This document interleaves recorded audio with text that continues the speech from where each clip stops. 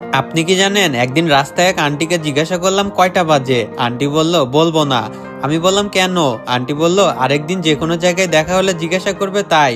আমি বললাম করতেই তো পারি। আন্টি বলল সেই জন্যই বলবো না। আমি বললাম কারণটা কি? আন্টি বলল এই ধরো, এইভাবে কথা বলতে বলতে আমরা পরিচিত হব। হঠাৎ আমার বাসার সামনে দিয়ে যাবে, চোখের সামনে পড়লে বাসায় আসতে বলবো ভাতিজার খাতিরে। বাসায় এনে বসতে দিব, তারপর চা এনে দিব। এরপর তুমি বলবে চাটা দারুণ হয়েছে, কে তৈরি করেছে?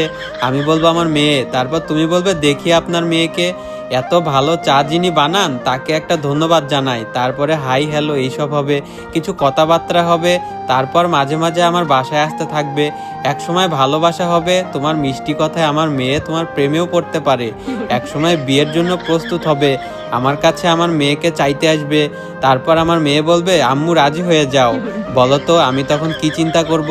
আমি বললাম বলেন শুনি কি চিন্তা করবেন? আন্টি বলল আমি এমন ছেলের সাথে মেয়ে বিয়ে দিব না যে একটা ঘড়িও কিনতে পারে না।